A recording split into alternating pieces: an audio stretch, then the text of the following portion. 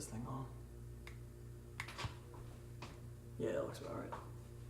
Gross, get this crap out of the way.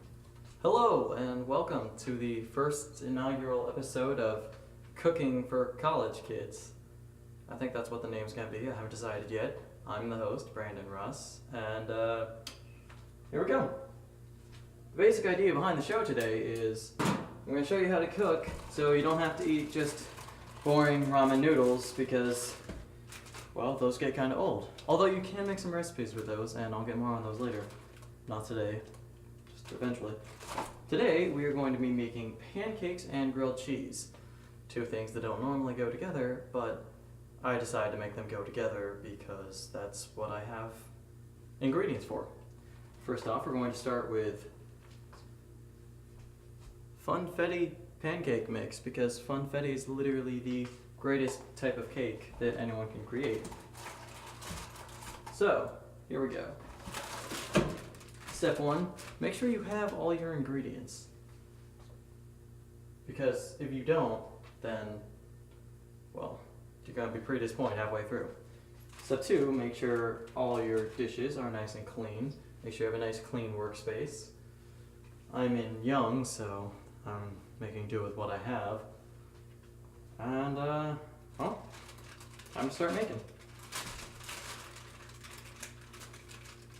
Oh, let's move things.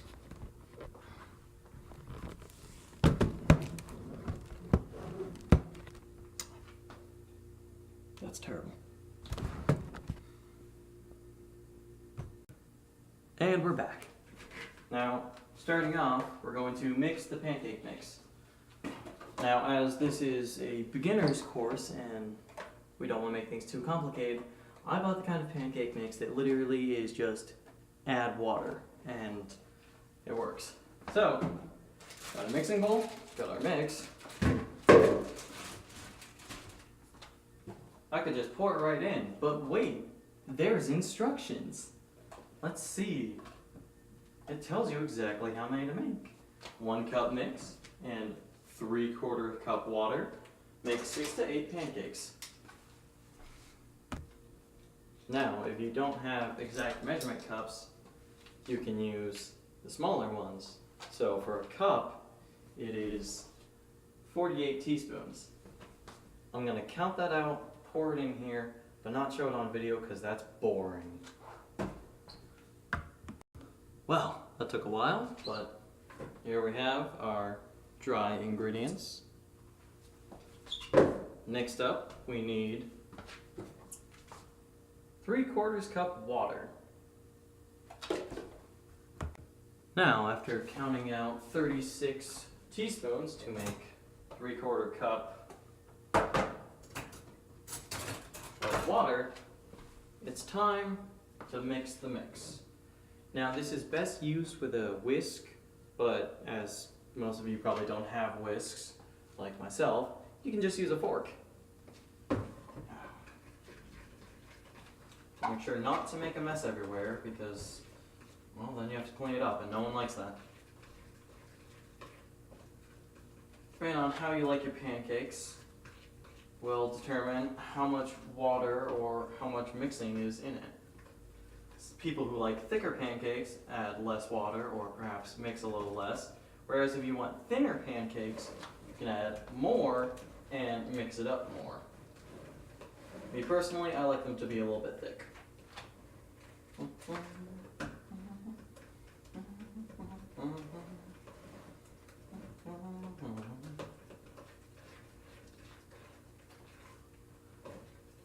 Also, another fun thing to do in the kitchen is to listen to music whilst doing the boring parts, like mixing, but I just don't happen to have any on right now. I don't know if that's against copyright laws. I've never worked YouTube before.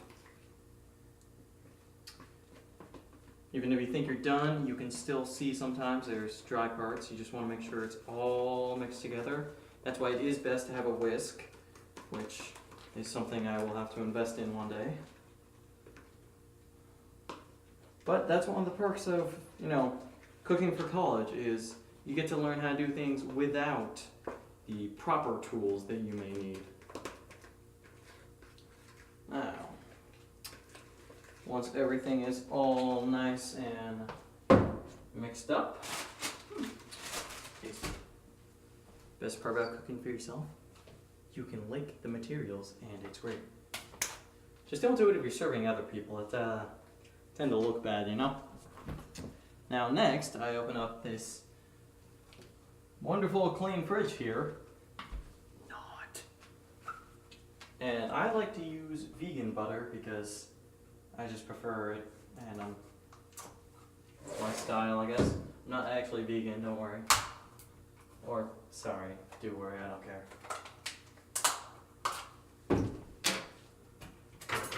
The butter, of course, is for the pan, and of course the term pancakes. Now, a lot of people like using griddles for pancakes, but as this is for college things, most colleges won't let you have griddles because, I don't know, you'll burn down the school or something. I haven't quite figured that one out yet. Now, see here, as you can tell by the coils on this old 1970s stove, it's electric. Personally, I prefer gas, but electric also works. Just put a little bit of butter in the pan, make it all nice and pretty looking. Now the thing with electric stoves is you have to wait for them to heat up, because that's how it works. They don't just automatically come on hot. Let's see. It's best if you turn to a medium to medium high to start out with. Then you can change that later once you figure out, how exactly the stove is going to work. Every stove is different, especially when it comes to electric types. So you don't want to burn your pancakes, and you don't want to sit there for 20 minutes and have just plain pancakes. That's kind of boring. Also, another fun thing you can do with cooking is add candy to it. That's why I love cooking pancakes, because I add chocolate chips or one of my personal favorite chocolate snacks, snow caps.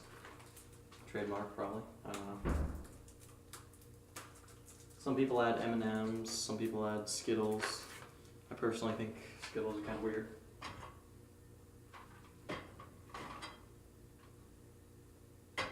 Don't touch it. Lift it up. You can feel it's hot. Then comes the fun part. Give it a nice little stir and pour a little bit on. Now, like I said, I like my pancakes to be more thick, which is why this looks kind of goopy. Ooh, making a mess. But don't worry, we'll clean that up.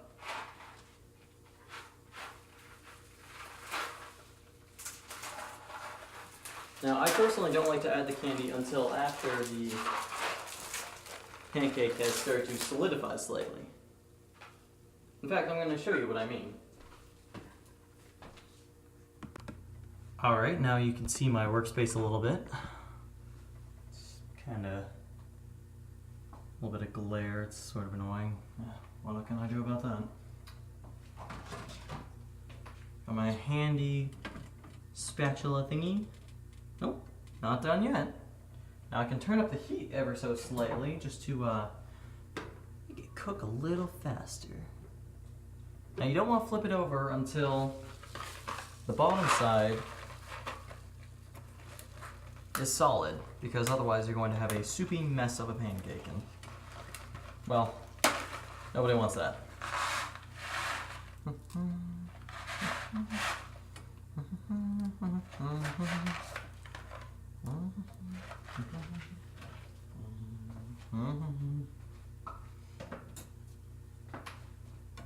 Now, keep it going. Of course, a lot of cooking is waiting. So right now, we're waiting for the pancake to solidify underneath.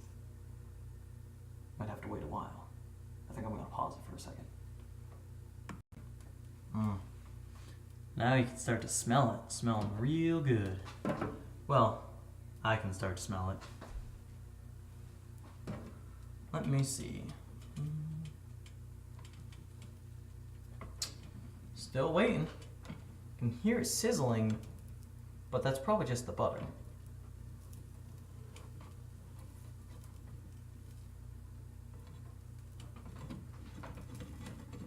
Alright, now,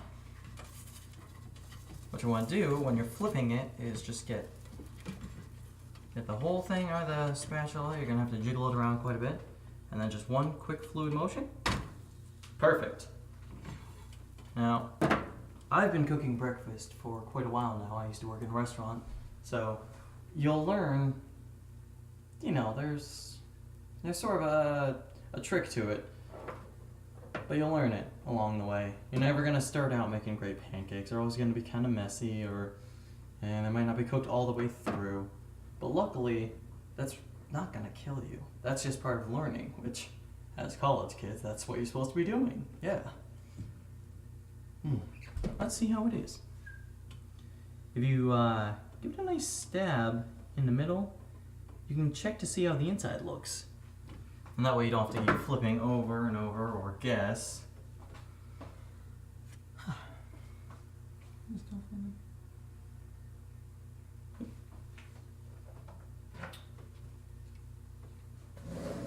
Of course, another thing when you're making pancakes, you want to have one plate ready so you can put all the done pancakes onto the plate.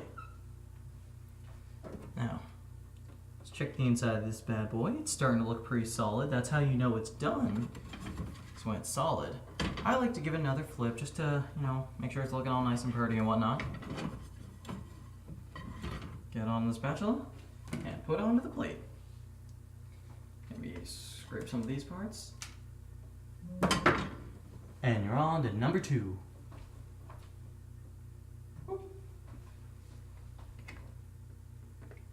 Now, of course, you're going to want to rebar the pan, which is going to be a lot easier now, as you can hear. It's sizzling already.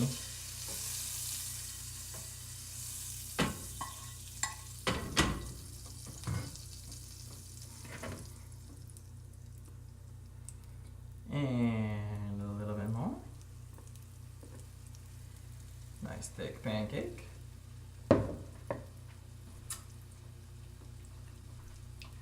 Alright, we are going to take a break for now. I'm going to cook up some pancakes for my friends.